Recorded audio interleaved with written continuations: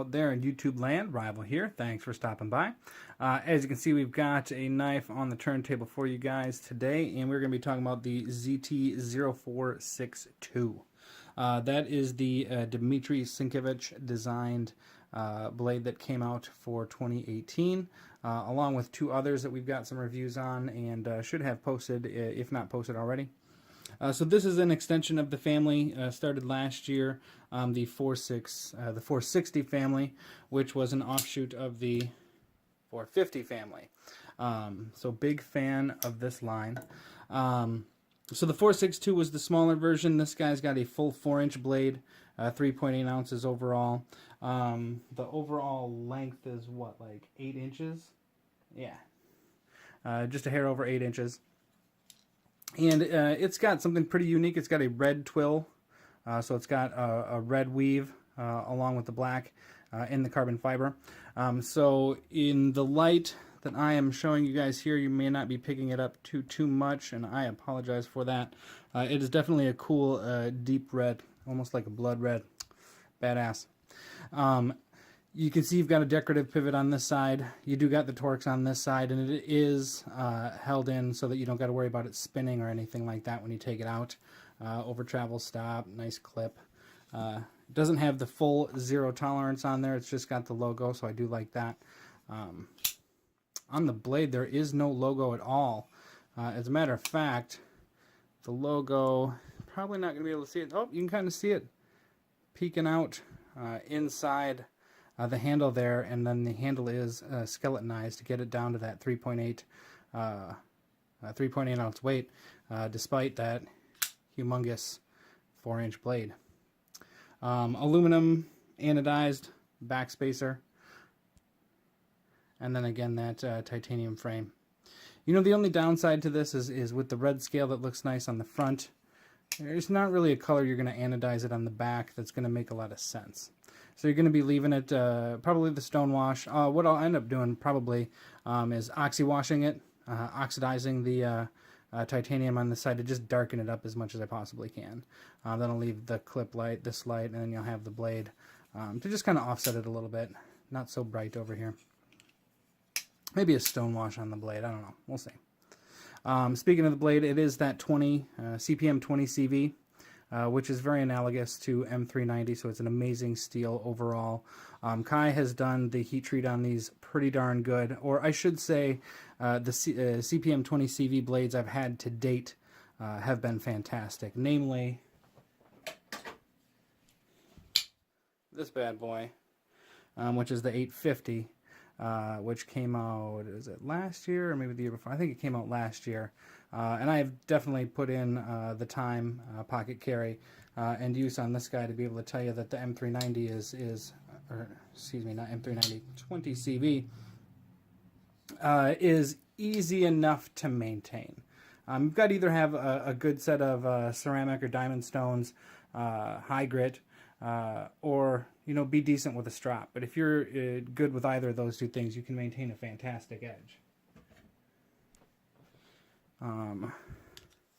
Ergonomics wise, some people complained about the smaller version of this. It either fit your hand or it didn't, 3 fingers and then one after the curve. This particular knife I think is going to fit pretty much everybody's paw, because you can just separate in the middle there and get a full grip on this humongous blade. Funny thing, 3.7 inches if you measure it from the shoulder to the tip, and then 4 inches on the cutting edge, because the frame actually extends past the edge of the blade there. So for slicing, not too good, but for cutting, it'd be excellent. It'll grab whatever you're cutting, rope, cord, whatever, and then just push it right off the front of the blade. And that's the nice thing about these Persian designs, is that swooping blade. It's a design also that when it's in your hand, boom, boom, you lock your thumb over the top. It is extremely comfortable, extremely ergonomic. And then, pointy, stabby, murdery fun. Can't get away from that part.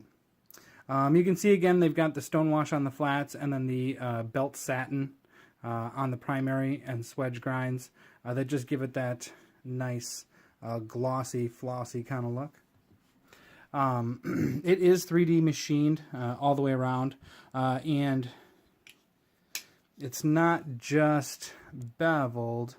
You can actually see the milling steps very intentionally in that design there.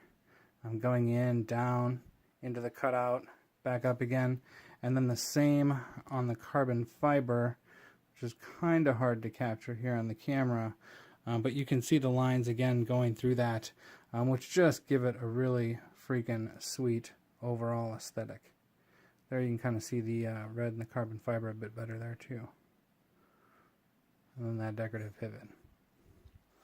All in all, I mean, this is what a lot of people, I think, were asking for. The people who had complaints about this particular knife were saying, I want a better steel, I want a better size, a bigger size.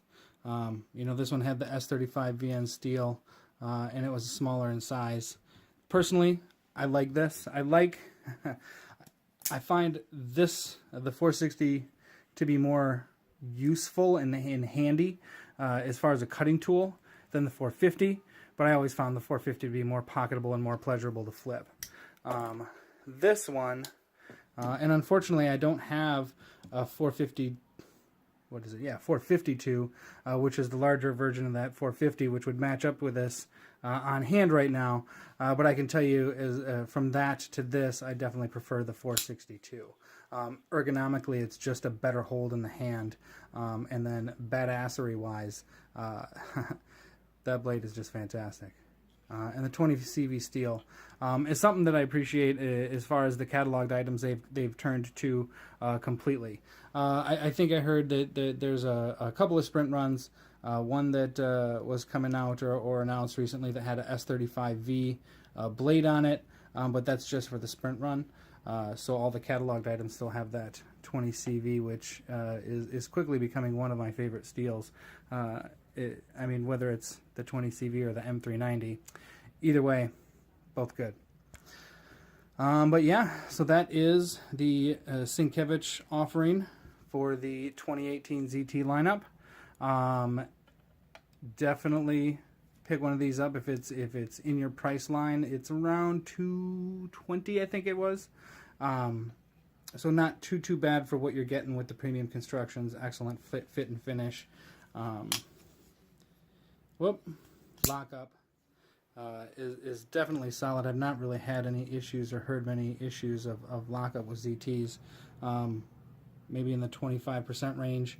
And then the action is super snappy on these. It does have the full caged bearings. This one's got steel cages instead of the plastic or Teflon cages that you see on some of the other models. But that's what we've got on the turntable for you guys this week. Thanks for stopping by. Like and subscribe. Peace.